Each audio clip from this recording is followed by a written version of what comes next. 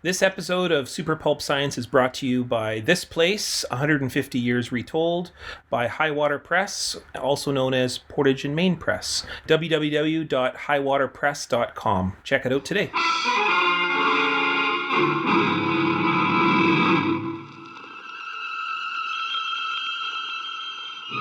Attention, citizens. It's time for Super Pulp Science. This is Super Pulp Science, where we talk about how genre gets made. I'm here with my very special guest, who is a writer, comics maker, professor, journalist, and father, Niigaan Sinclair. Our regular co-host, Dan Vadeboncoeur, is, I believe, 2 or 3 timing us with another podcast today, which is why he cannot be here.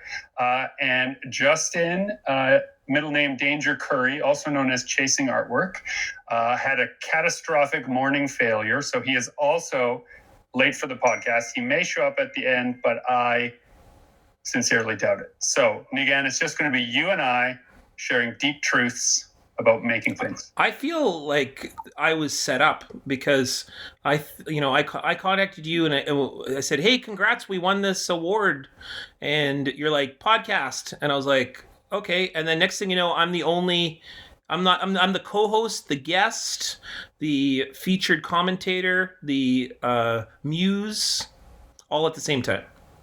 Is it the first time in your life that you have been unfairly thrust into the limelight?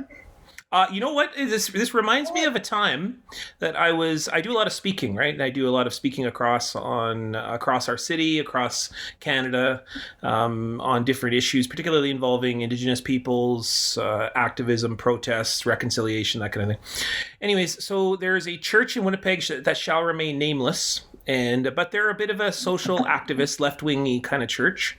And they said, "Hey, can you come and speak to the congregation?" And I get invited all the time to come speak to them, to congregations and so on. I do Q&As and that kind of thing. And most people want to talk about treaty and they want to talk about Shoal Lake 40 or water in Winnipeg. I'm interrupting.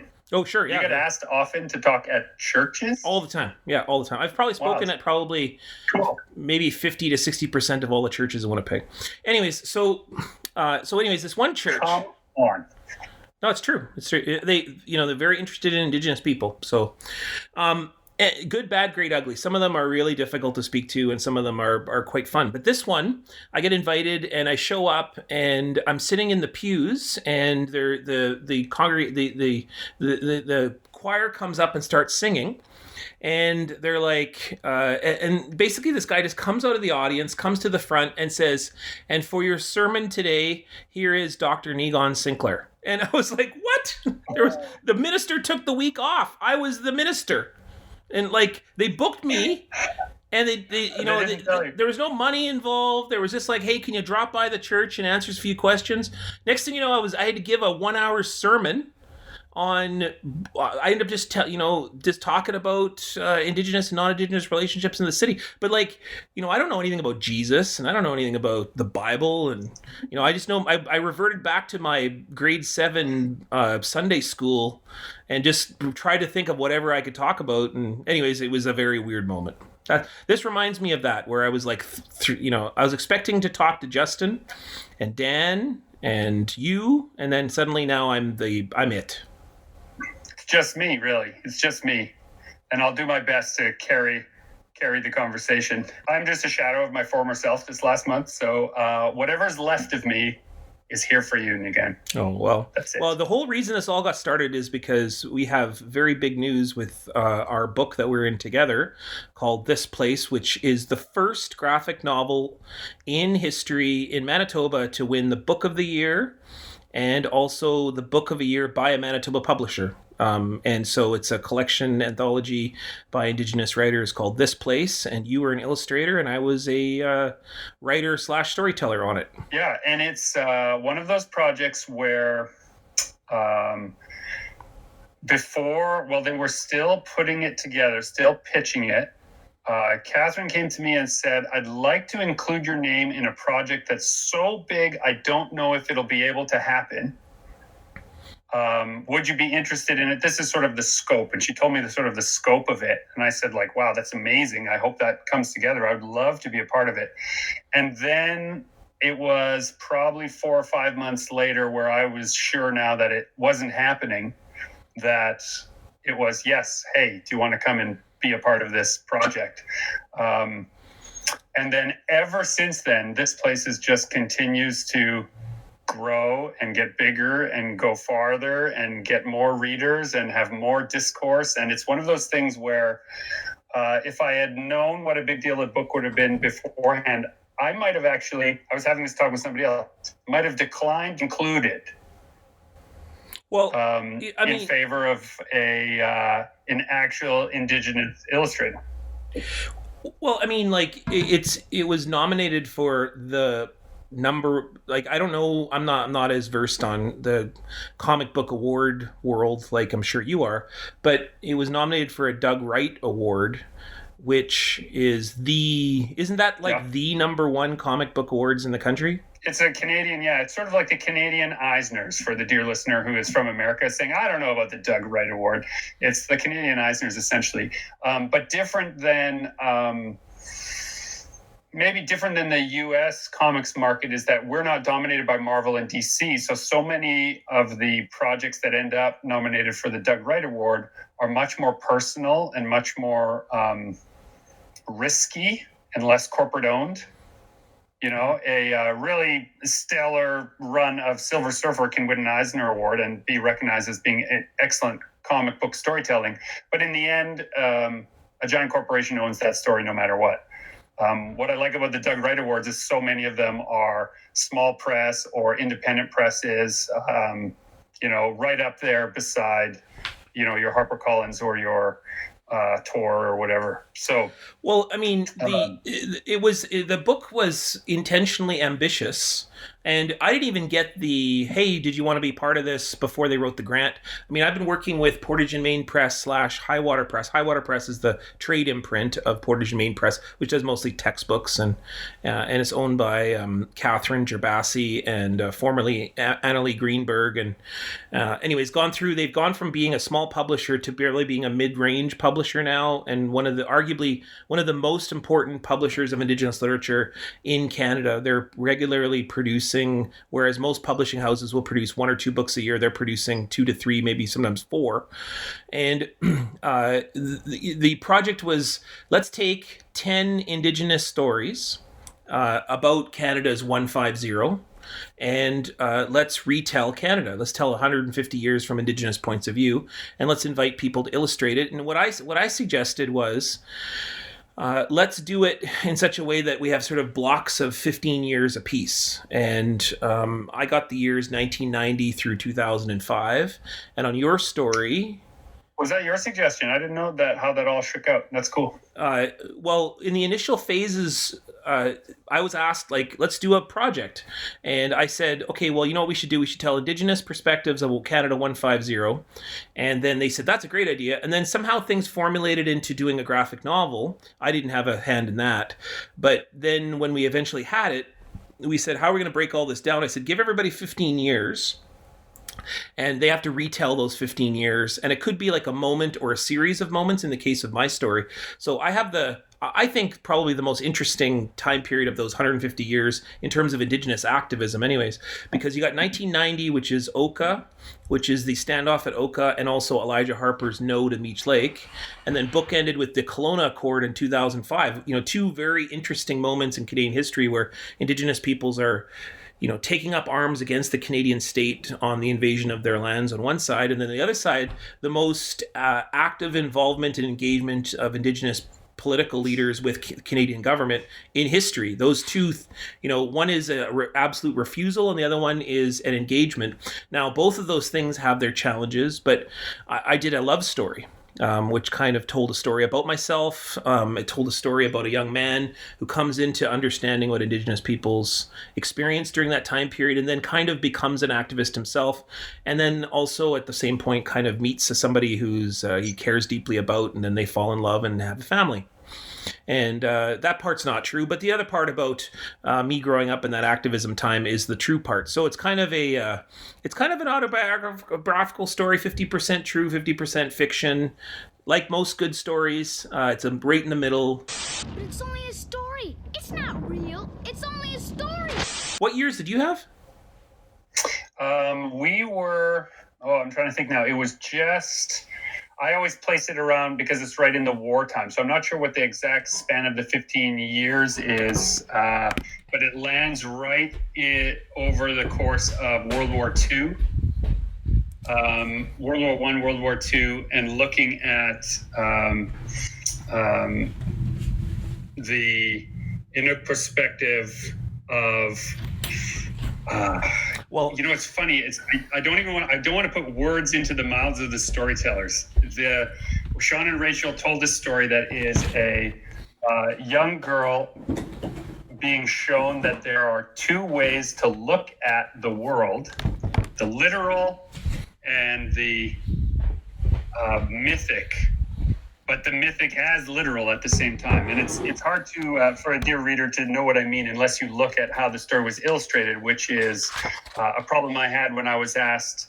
I kept asking Sean and Rachel, which parts of this story are literal and which parts of this story are metaphorical? And they said, well, that's a European way of thinking about it. You have to look at it at the same time. Both things are true at the same time. And that's what we're trying to illustrate, is that if you accept that the metaphor and the literal can share the same space, then on one level, it's a story of what is at risk spiritually for the Inuk people in their war against colonialism versus what is practically and actually at work and at risk. And those kinds of things really actually it messed me up a little bit as a storyteller for a while. That was a really hard one to get right. Well, I mean, I have the book right here. I'm looking through it. You have you have the year 1930 to 1945, which is bookended by two really important issues for Inuit people, because the arrival of the war for Indigenous peoples generally was an interesting moment, because Indigenous peoples, when they entered into the war, had to give up being Indigenous, or they had to give up their status as First Nation citizens. The Inuit weren't quite in that situation because Inuit are not First Nations, but most First Nations, if you gave up the war, you weren't just giving up, leaving. Like when you left your community, you had to leave forever to go fight in the war. And so that particular time period, 1930 1945, is a time of profound kind of adventure in one level, because you're an Indigenous person, you know, on a reserve, and suddenly you're going overseas. Never mind it's for a war, but you're going these new experiences and so on. But you're also bringing that world home, and part of bringing that world home is you refuse to go home. And so it's a kind of an interesting moment for Indigenous peoples in that history. And so your story is interesting because it talks about the impacts of the war in this far-off land off in Germany, in France and Europe, and how it comes back to the Inuit, even though people aren't there. And the war obviously doesn't come to northern, what we now know as Canada, to the Inuit territory, but it finds its way into the stories, to the life, to the relationships within Inuit communities. And so it's a really interesting story. And that kind of thing happens throughout the whole book, eh? Well, and so I got this, one of the pages of the script, as Sean and Rachel, they describe what is essentially a ceremony where Inuit shaman are fighting on a spiritual plane the evil forces of Nazi mystics. And I was like, okay, well, this is a really wild kind of metaphorical idea. I like that. It'd be fun to illustrate. But I asked them in a call that we had by satellite phone, like, how much of this, how real is this? Like, is this a metaphor? Is this literal? And they said, no, that this really happened. This is not the weird part. This is not the part we made up. We made up all kinds of other fun things in this story, but not this part. This is a real event that occurred. And what's interesting about the people who are, at least to me, looking at historical accounts and then illustrating that historical account and then writing and reading about this historical accounts, that all of this stuff that I was told as a young person about what was really at stake in World War II, learning in my high school class, and who was really affected and who was paying attention and why they were paying attention suddenly becomes so much more broad, so much more complicated, and so much more heavily entwined with all these other people in a way that for me, it was literally a paradigm shift of like, oh shit, right? The white perspective of, or I guess really the European perspective of the war, the evil that Nazism represented, the evil of fascism. How can you, as a member of a northern community that is essentially being exploited by a colonial group, buy into that and then also think, yeah, we should fight those guys? Like this whole complicated thing. And what's great about this book is it doesn't, I don't think, me personally as a teacher, what I like about it is it doesn't try to answer all those questions. It doesn't say, here's the right way, or here's how it really was, or here's whatever. It just says, here's a story set in that time period, and most of them are emotionally driven, so you can connect to those characters like yours, right? Is really, there's all this activism and there's all these like key events, but what holds the story together is the human element.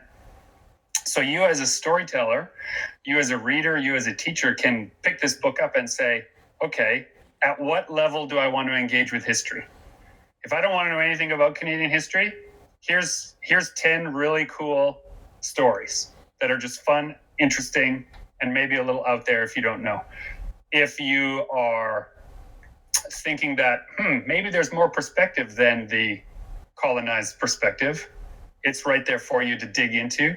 And if you are quite angry at the way the situation played out, there's all kinds of justification for that in there also. Like it's such a rich text. And I just had, for the dear listener, and the interest of full disclosure, I have a little 22-page section in there where I did not write it. I just was bringing somebody else's words to life. So it's important that for me, I came in as a learner rather than a teacher, whereas you, Niigaan, I think, had a more of a teaching role as trying to figure out how to take two historical events that people maybe didn't pay much attention to and make them interesting. And what was that like for you? The story was interesting for me for two reasons. And first is it was not the first time I worked with a non-Indigenous illustrator, but he was a first-time illustrator, really the first time he'd ever done a story. Andrew Lodwick was his name, and he had a very interesting time with me for the most part because I'm a really busy person, and so it's hard, like I'm doing a lot of things at once. And so this was, doing this story in a small anthology, which I didn't think would really have the impact that it did, but it turns out that it has. It took about 8 months where it really should have taken 3. Because I wrote the script and then I handed it to him, and then he started doing pencils, and I didn't really get back to him very much. And then so he just moved from pencils to inking, and then from inking to coloring. We didn't quite get to the color stage, but at that point, then what I did is I sent the story to a friend of mine who is, firsthand in some of the historical situations that I was describing in my story. And turns out we got everything wrong. We got the ceremony representations wrong because it's not a part of my culture. Like it's from the Haudenosaunee people, which is in Ontario and Quebec. I'm a Anishinaabe from northwestern Ontario and Manitoba. And so, and totally different nations, totally different cultural practices, different languages.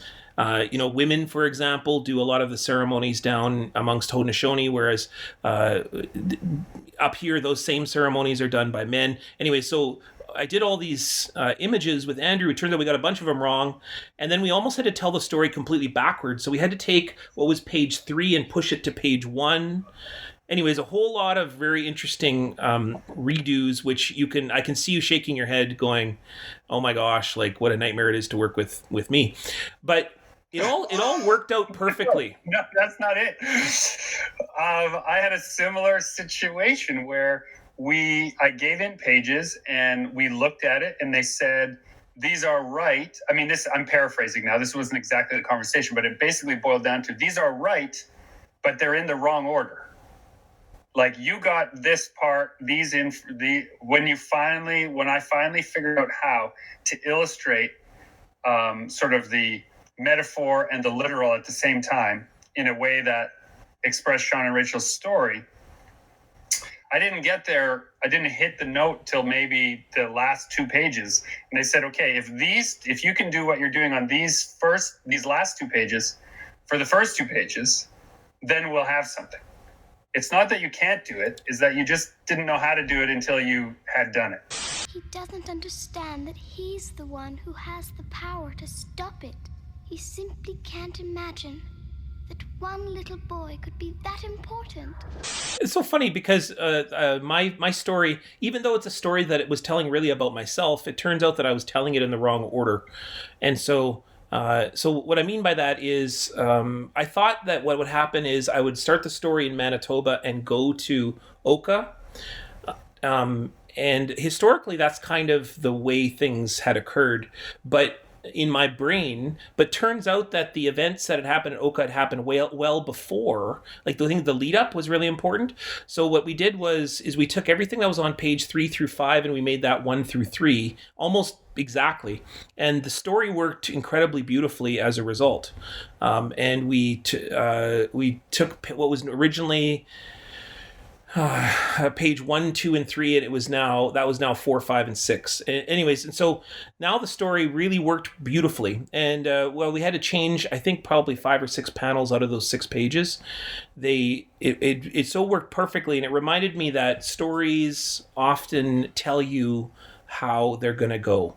We have a say in it as an author or as a writer, as a thinker, but stories have a life of their own, and that's actually a teaching that we have amongst the Anishinaabe.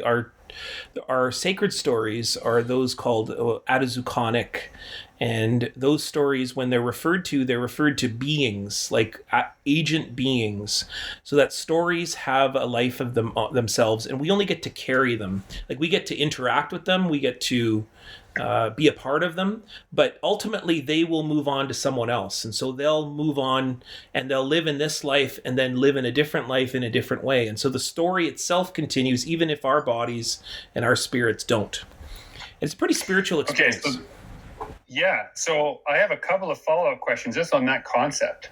I'm mildly obsessed with the notion of semiotics, and semiotics is the way in which an object, a word, a phrase, a story acquires meaning, right, over time. Yeah. So in this paradigm of the story or a sacred story, I guess you're separating the two, as a thing that you just hold and then pass on, where is the moment of where the progenitors, like, who's the progenitor of the original story, and does it have this? Is there a term or a concept there?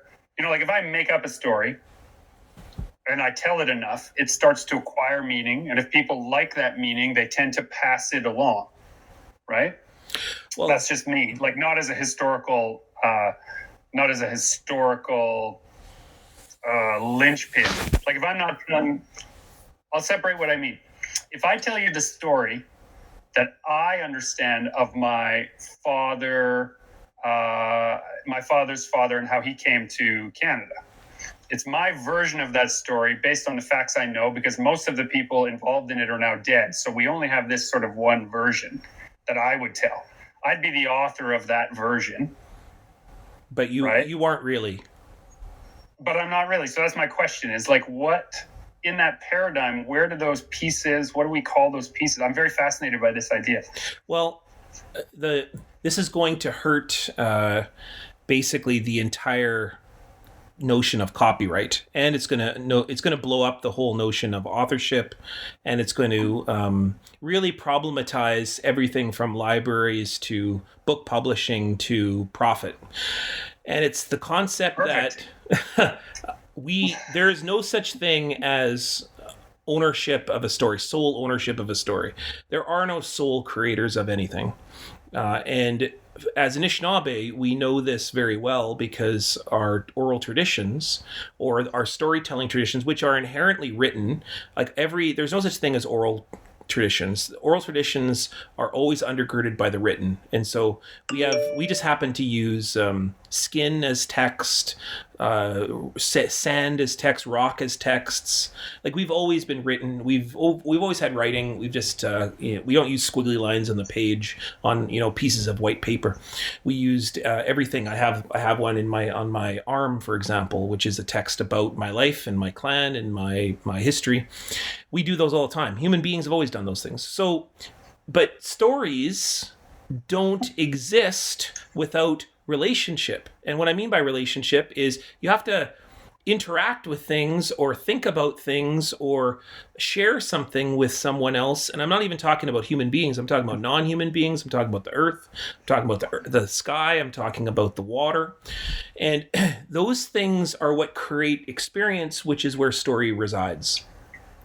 And so then you go out there and you see something and then you tell a story about it, or you taste something and you feel something as a result of interacting with food or with a dream or with going for a walk. So you are never the sole author of anything. And what I do with my students is I do teach courses on semiotics at the University of Manitoba. And what I do is I bring in a moccasin and I say, how is this Indigenous literature? And so they'll say things like, well, the beadwork is an expression of the grandmother or the cookum that made that, and she chose the colors and the format and the style.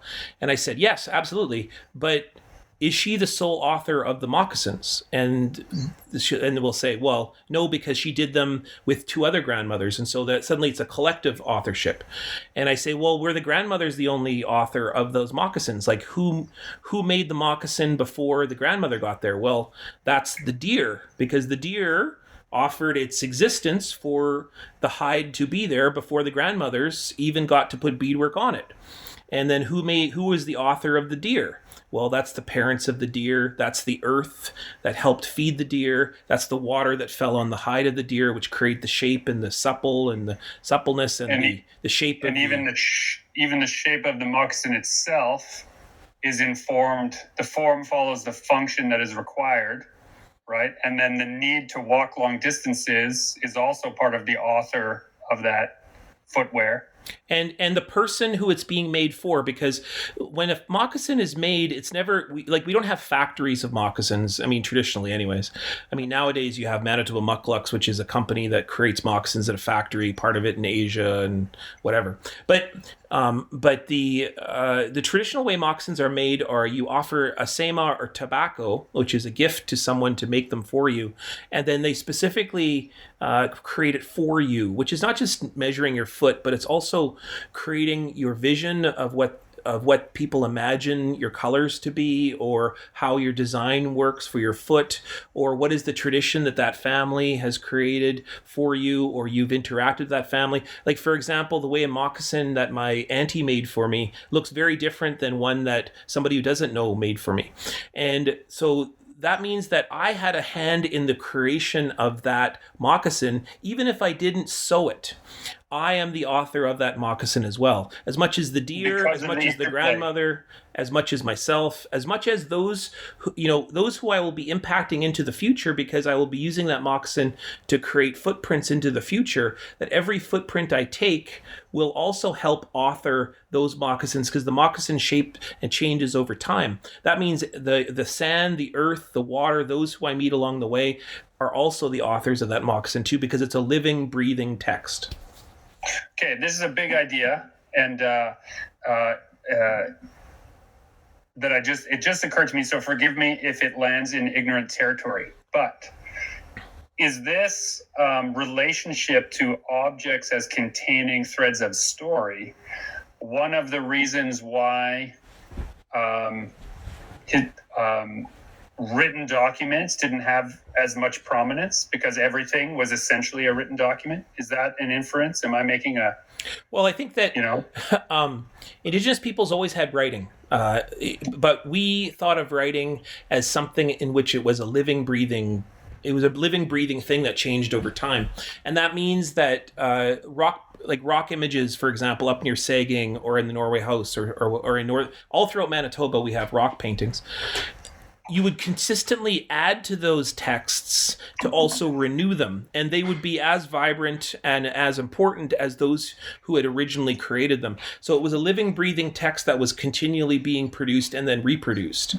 So the idea of a finished text, like, can you imagine if you created a book and the job of the reader is to add to your illustrations, and then that makes the book itself? It's funny you say that. I'm working on a project that actually has that as a core concept. But okay, so we actually have those books. I just want to add them. We actually have those books. They're called coloring books. Yeah, right. I guess that's true. Coloring books are the concept of the author, of a collective authorship. Don't you know anything about Fantasia? It's the world of human fantasy. Every part, every creature of it is a piece of the dreams and hopes of mankind. I'm Icelandic, and Icelanders on my mother's side, and Icelanders have a long history with the written word as being both the treasure and also a map. And one of these early carvings, it's like from around 1040, 1030. It's called the Ramsung carving, right? And it's the story, it's essentially the Volsung saga as a single illustration, a looping illustration with images. This was carved into rock, images of Sigurd on the various stages of his sort of quest. And what's interesting about it is it's from the year 1000, give or take. And it's a comic illustration where there is runic language with some things carefully labeled. But for the most part, any person looking at it long enough would recognize that it's a story told in images, right? And you could make up any story you want to match those images. And as long as you kept referring to the written text, that is the pictures, you would eventually tell the same kind of story, even if you didn't know it. Well, we actually have these. So in our lodge, and we've had these things for thousands of years. They're called birch bark scrolls, and they're mnemonic devices for us that are images that both represent history, but they also represent creativity and criticism. And they also have dreams with them. So, and they're images that we have written on birch bark as people. So when we are in the lodge, for example, we still pull out these birch bark scrolls or images from the birch bark scrolls that then we teach on text for our community. But the key is that at the end of that teaching, not only is it not intended to be, the representation of vocal speech, meaning a direct correlation between breath and image, but you're intended to be able to have flexibility within that image, to be able to keep the tradition, to tell the specific story, but also then don't forget that you have elements that you bring to it to make it a living document. But at the end, when we write those texts down on sand, everybody must erase them together. Everybody takes a piece of that sand with them, so that sand is of course not something that refuses fixture. It refuses stasis, and it refuses to be frozen in time. Even the most wettest of sand still is mobile and moving, like clay, for example. And so our texts are intended to be living documents. That's why we would never allow a recording of a song, for example, or we wouldn't allow a person to come in and copy down exactly the words to a song, because that would take away the life of the song, because the song is also about gesture. It's about the singer. It's about the song being told that day and the wind that's happening on that day, as well as everything that's happening in that circumstances that requires the song to exist in that moment. And that only that one little part, the mnemonic device, maybe a thing that'll help us remember that it's a living document, is what's supposed to be the text itself. Yeah. So then if you're present at an event like that, your emotion, we as human beings, we encode emotion, or rather we encode memory in relation to our emotional content. So then if it's done, if what you're saying is true, or it is true, but if what you're saying, if I'm understanding it correctly, then if I'm present at that, how I feel about it has added to the story in a way that makes me an author when I retell it. Absolutely. You are an author in that moment as you are experiencing the story that's being shared with you. That's why there's no there would be no like patent or like, individual copyright amongst Anishinaabe, my people, because it would be something that's collectively owned and collectively created. It doesn't mean that people don't have rights, for example. They don't, like, because if you say a story, you'd always say, I got this story from this family or this person or this clan member or this grandmother or this elder or whatever it might be. I heard the story from there, but this is my contribution to it, which is that it's now my job to tell it. That's why we, for example, when we, in our language, we say miigwech, right? So you hear the word miigwech. Miigwech doesn't mean thank you. It means I will give on. So that's why when you get a story, you say miigwech. It's a commitment that you will carry it onward. Wow, that is so in contradiction almost to the strict commodification of the written word that we have arrived at in our culture. Well, I mean, it absolutely bucks the idea and refuses and resists the idea that there is sole profiteers to stories. And like capitalism falls apart.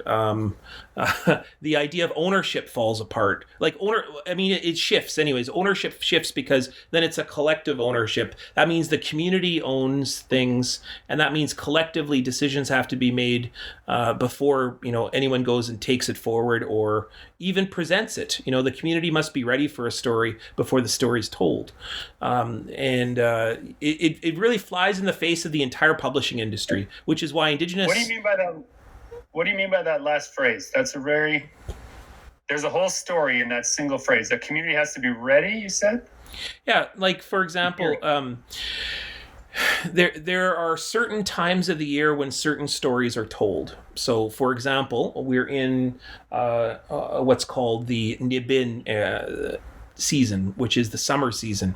Now, in the summer season, logistically, we didn't tell certain stories. We also spiritually don't tell certain stories because there's certain stories that are only told during the baboon period, which is the winter period, and the time of Zukapan, which is the time in which the world is blanketed by snow. And it's in those times when the stories are best protected.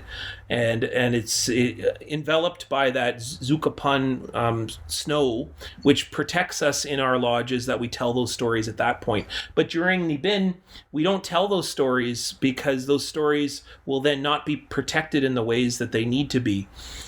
So certain creation stories or spiritual stories or stories about our creator being called Wena Boju or Nanabush, we don't tell those stories in Niigaan, the summertime. We tell those stories in Biboon, which is the winter. And we do that because the communities has to be ready for it. And we also, there's other ways that I could define that too. Stories have to be shared with communities when they're ready to hear them, for example. And that might be stories about cultural change, or there might be stories about political choices, or it might be stories about hearing about experiences of violence, for example, and when the community is ready. So, okay, there's a couple of things that some threads I want to weave through what you're saying and pull it in through this long thread to what comic storytelling is. So a couple of parallels that I see in all of this stuff that you're saying that I find interesting in retrospect about what a comic book does is that when you set up a story in panels, the authorship actually is given to the reader to figure out what's actually happening between those two images. Yeah, so whatever you imagine is happening between those two images makes you both the author, but also changes your emotional connection with that story. And for the dear listeners familiar with what I'm talking about, a really sort of trite example is you can show a violent act in comics with a man holding an axe above his head. This is from Scott McCloud's Understanding Comics. A guy can lift an axe above his head. Then we can show the next panel and the sound effects, thwack. And we know something bad happened, but it's up to us to imagine it. Or we can show the actual act in the next panel. And all that's left for you to imagine is the force in which the person delivered the blow. Well, one is much more powerful as a storytelling device, but one requires you to be, as you say, ready to understand it, right? So if you're emotionally immature, you're drawn more to the delivery of that violence. You want to see the axe hit something. But if you are emotionally more mature, you realize that you'd rather not see the axe hit something. You'd rather only fill it up with the amount that you can handle. And so a more clever amount of storytelling is what is left out of the story for the reader to fill in. The gift of story is what you inspire others to do. That's the gift of a story. If you tell everybody what you did, I mean, it's the most boring story in the world. Like imagine Lord of the Rings, for example. If Lord of the Rings was like this, crazy, where we got to hear everything about, from everything they ate in every meal to every thought that they had to every, there would be no creativity and there'd be no fun in the story, because you don't get to have your agency as a part of the creator of that story. Like Lord of the Rings is not the same for every person, and we see that particularly with Indigenous peoples who read Lord of the Rings and go, wow, this is the most colonial story you could ever possibly tell, because the hero of Lord of the Rings for Indigenous peoples is not the hobbits. It is the Indigenous peoples. It's people like the elves. It's who is often classified as kind of the elite noble savages. Also the I can't remember what's the other one. Not the trolls, but the orcs. When you watch the story and you say to yourself, what's the story of the orcs? The orcs are, they are literally created from the earth itself, and who they seem to be rather in a position in which they're manipulated by a pretty colonial force and tricked into a way of thinking that ultimately is against their nature. And at the same point, they are protecting themselves from colonization. So, I mean, there's a lot of different things about when you read Lord of the Rings that make you inspire to think about fantasy and what are the genres of fantasy that go within storytelling. And oftentimes, they're always based in politics, they're always based in place, and they're always based in the people in which they're told. So that's why the Lord of the Rings is not the same experience for everybody. Yeah, and I think an important thing for the listener to take away is that, at least as I see it, is what Niigaan is. Niigaan is not saying that Lord of the Rings was intended to have that meaning when J.R.R. Tolkien wrote it. That it has that meaning inherent in it because of the time and place it was written, and that when a reader from a different time and place reads that book, they see it as they are and can see different truths in it. Is that am I paraphrasing fairly? That's pretty good. That's what I would say, is that there are inherent parts within the Western tradition that are pretty systematic and traditional throughout all the major expressions of, for example, Shakespeare's The Tempest, for example, right? What is Shakespeare's The Tempest? It's a story about Prospero that shipwrecks on a new world and encounters two sets of Indigenous peoples, the really crazy, vicious ones, the Caliban, who's out of control, and then the fairy one, which is the noble savage. Well, that is Lord of the Rings. That is exactly Lord of the Rings right there. And it is going to a new far-off land in which you encounter scary Indigenous peoples and noble Indigenous peoples, and they're both tragic. They're both fading off. Like at the end of the story, the orcs get defeated and the elves fade off into nothingness. That's exactly the story of what North America was imagined to be, which is that Indigenous peoples were both friendly but also scary and savage, but we need both of them to go away, please, because the land needs to be taken. Nothing was there anymore, not even a dried up lake. A hole? A hole would be something. No, it was nothing. You also write a column for the Winnipeg Free Press.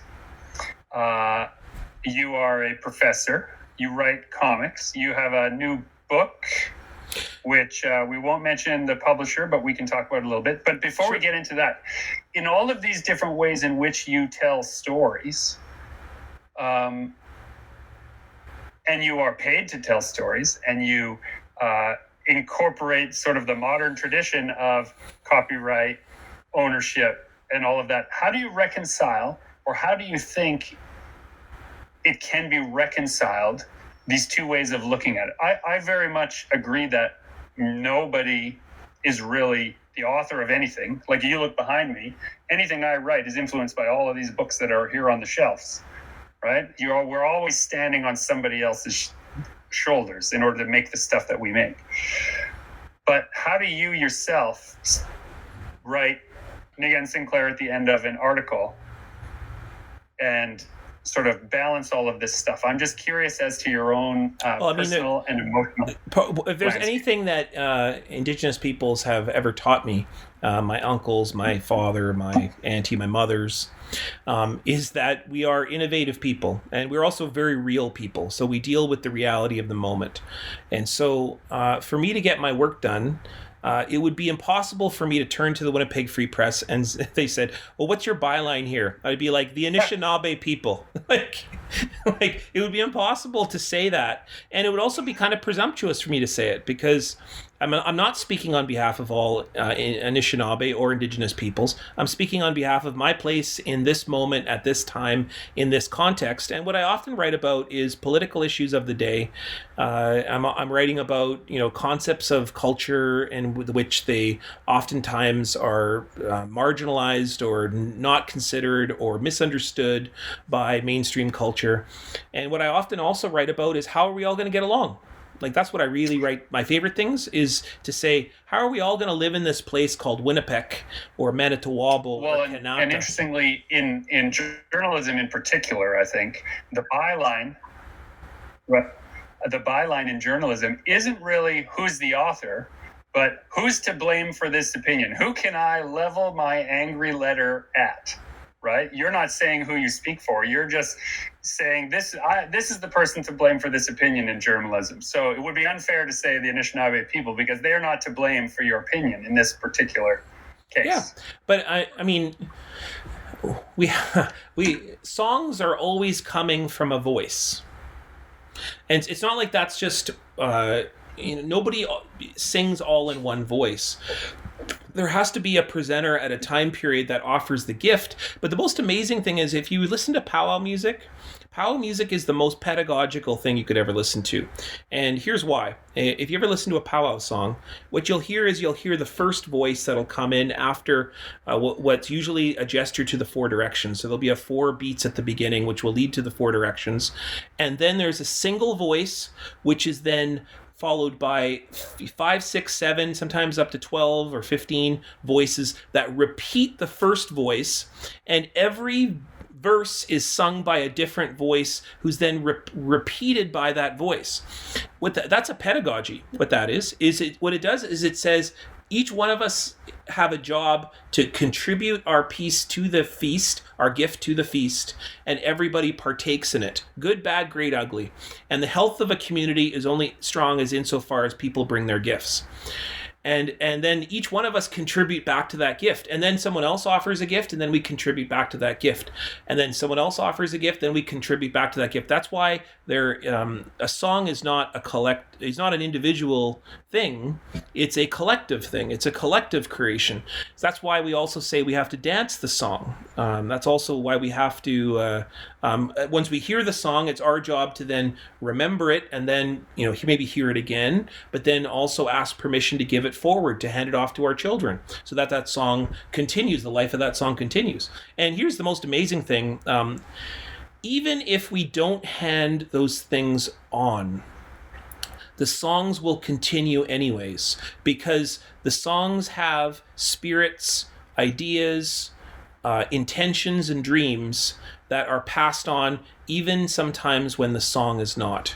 And that means that, we always obsess about tradition and remembering traditions, but the fact is that Indigenous peoples are telling more stories than we ever have before, even though we've endured the most genocidal acts in history that have attacked our abilities to tell stories, our abilities to understand our own bodies and who we are through the residential school period, and even our understandings of ourselves as human beings, as identities, as people who have Indigenous identities.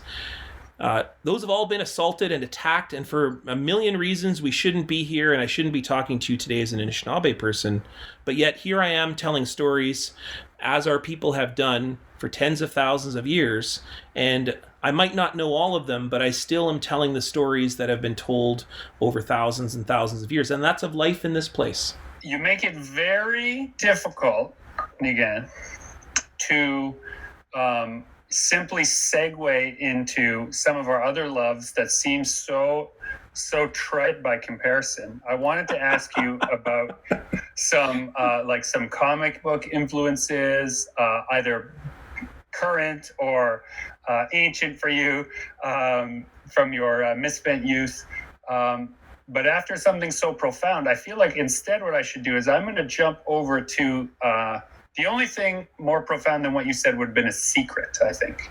And so I know that you have a secret book that no one knows about yet. It's not really a secret. You can't name the publisher.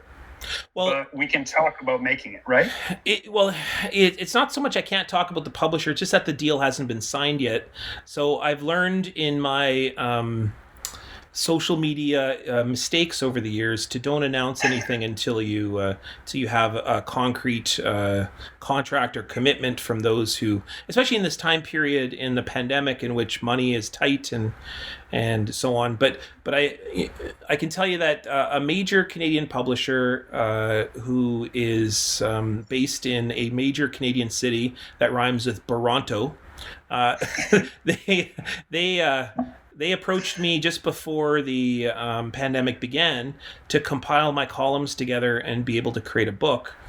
And so I've done that. And they want it specifically about Winnipeg and about the history and stories within Winnipeg and the challenges that Winnipeg faces, but also the solutions that are found here that are different and unique and specific to Winnipeg, but also are a model that no other Canadian city is even taking an approach or approaching or engaging, because we have such a high population of Indigenous peoples and then non-Indigenous peoples that are married to, working beside, living beside, Indigenous peoples, that we come up with solutions together specifically within Winnipeg. And so I finished the draft last night, so I'm pretty excited about it. So. Last night, so it's fresh. Okay, let me ask it still needs lots of editing, but it's finished. So is a collection of columns that you wrote, or is it a retelling of the themes of the columns that you wrote? It's edited and compiled columns that I've written alongside other pieces that I've written over the years. And it's how would you classify this? It's not. Give me the slug line of this book. It is.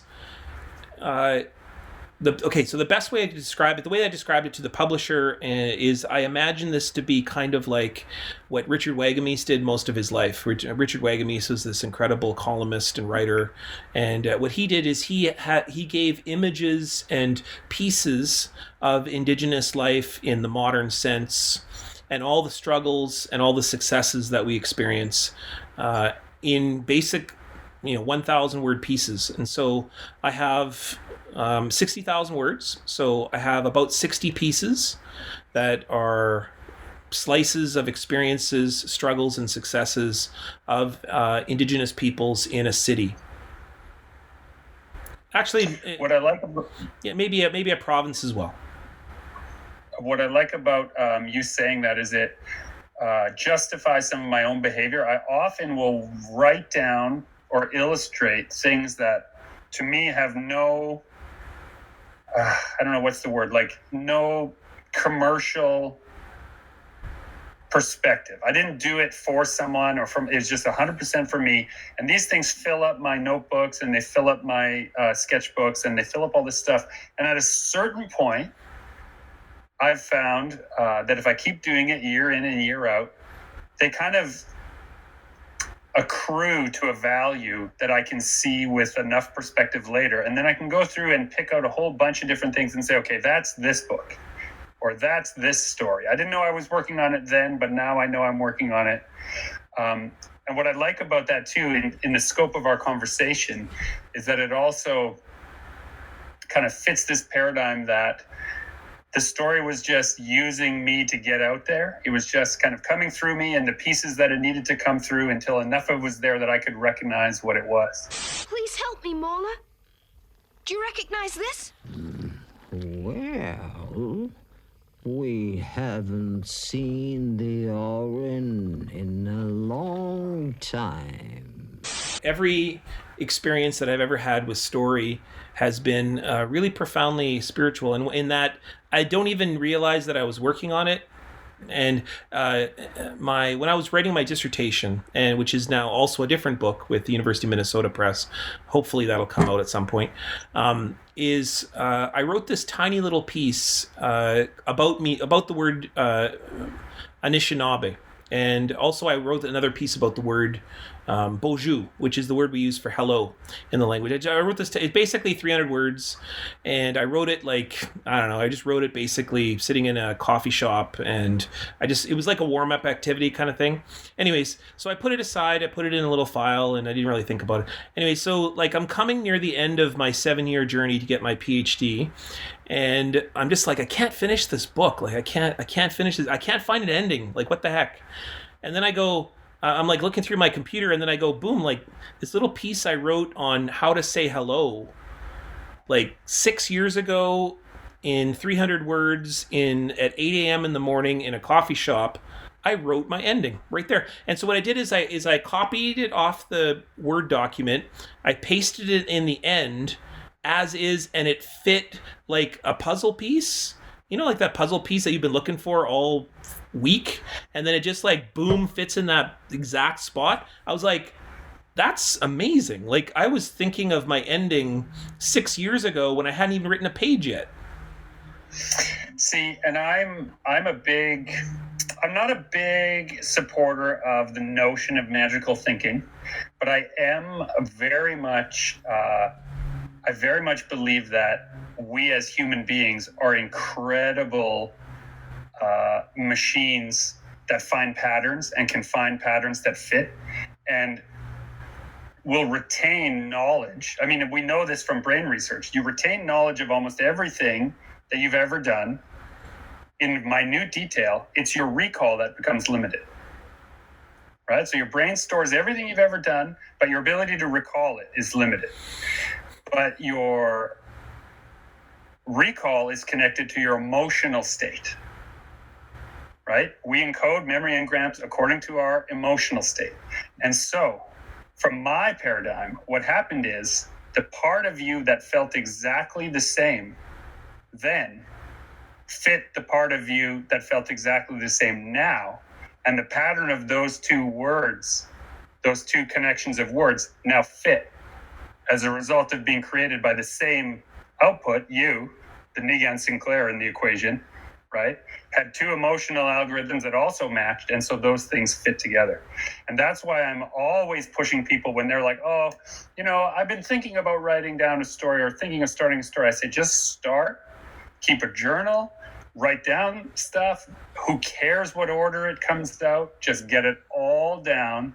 And then later, when you know how you want the story to feel, go back and look for the feelings that match through all of your notebooks, and you will find that you've written most of it already. Yeah, I say to students, just write. Just don't worry about publication. Everyone focuses on publication, but just write, and all of those will find homes. They will. Every single piece you'll ever write will find a home. Some will be bigger than others. Publishing is a byproduct of writing. Yeah, I think that's one for me, the biggest error with approaching writing is when you're thinking about publication, it's often coming from ego too. It's coming from, I want to be a star, or I want to be known, or whatever. Oh yeah. But and I was there too. I get it. Or I want this. I want this all to have meant something, all this time and energy that I put in. I get it. And you also want to be paid, right? I get that. But the every writing you ever do will find a place, or it will actually. Sorry, I take that back. It won't find a place. It's already telling you where it's going to go. That's why you just have to be able to be literate enough to read what the story's telling you, where it's going to go. And sometimes it's going to be a love poem to your partner, or a story that's told over dinner somewhere. But sometimes it's going to be in a national newspaper or a magazine or in a book with a big publisher. You don't know, because you're not literate enough to know what the story's telling you. All of those things can live anywhere. Just sometimes they live better in places, and will tell you where those places, the easiest places for those to go. Do you think stories want to be read by large groups of people? Do you think that a story... I think that assumes that a story has an ego, and I think we have the ego. And so what I'd say is that stories, they're intentionally relational. So they're intended to go forth and live, and living in a sustainable way. Like, the best stories that I know of are stories that promote happiness and growth and creativity and inspiration. But negative stories also have great life too. And they, when you tell gossip about somebody, for example, that travels on and moves on, rumors and innuendo and all that.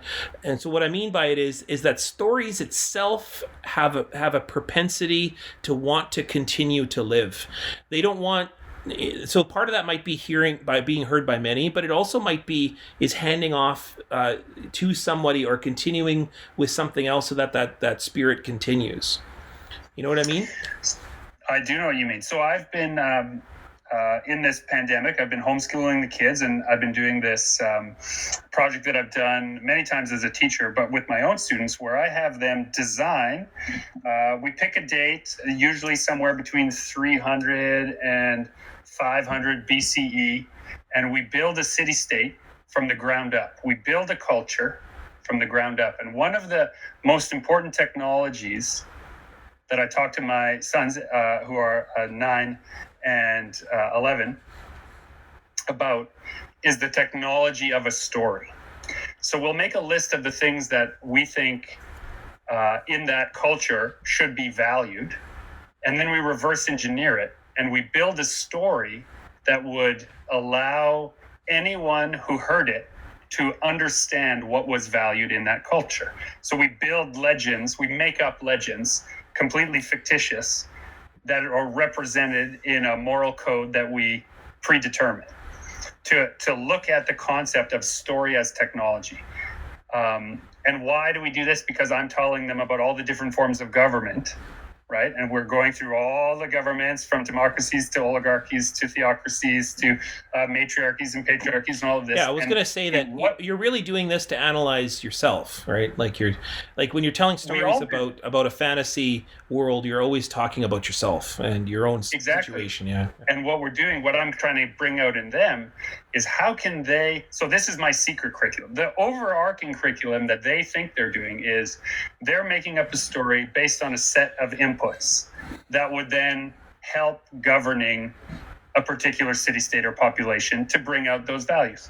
But what I'm actually doing is I'm getting them to decide on what they believe is of value. Yeah, exactly. And tell a story that they can remember forever, of a legend that they have made up and are the author of, that represents this mnemonic device of what they think has value. Yeah. Yeah, it's the development of ethics, and also they're, by them thinking of difference, meaning going, I'm going to make up this civilization that's totally different than what I know. You're using what you know to define it. So like you're saying, all these people believe in love. This society is a society that's built in love. Well, you're already going, okay, well, what are concepts of love that I know, or what is lacking in love in this society that I want to put into this society? So you're inevitably working from exactly the world that you know. You're really just talking about the world that you know. Now here, I thought we were just going to talk about our favorite issues of X-Men, and here we went deep down the rabbit hole of existential story fabric.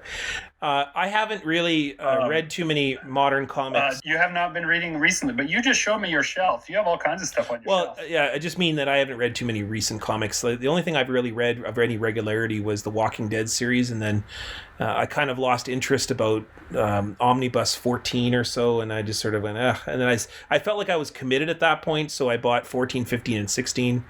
But the only other thing I really revisit is really like monumental pieces. So I've been rereading stuff from the 80s, like Death of Superman and Death in the Family the Death of Robin, All-Star Superman. I've been reading. Yeah. Oh, did you vote? Did you do the call-in? Yeah, dear reader.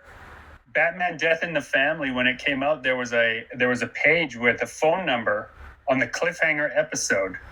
And so after Joker beats Robin half to death with a crowbar and then plants a bomb that he has to defuse to save a member of his family, and then it goes off as the cliffhanger, there was a phone number you could call. If you wanted Robin to die, you called for that vote. And if you wanted him to live, you called the other number. I never voted. I believe each call also cost money. Yeah, it was like 50 cents or something. But I voted too. But I know I never voted, but man, I was like sitting on the edge of my seat trying to find out if Robin died or not, because it was not Dick Grayson, it was Jason Todd. And of course, everybody kind of hated him anyways. I'm not proud of it, but it was the sick part of me, I think, that voted for him to die because I was sure that they would never kill him. Exactly. That's another thing too that's funny about that story, is because it was just so unheard of to kill a major superhero like that's right up there with killing Supergirl in the Crisis on Infinite Earths when they killed Supergirl. Like that was just like, or the Flash. It was like, what? And it was just like, to be honest, I actually reread Crisis on Infinite Earths the other day. Like, I'm just, all of those kind of major monumental stories I've read recently, that's about it. So this has been Super Pulp Science, where we have talked about not only how genre gets made, but how the very fabric of story itself comes into being. This is Gregory Kamichek encouraging you to join the fight and make comics.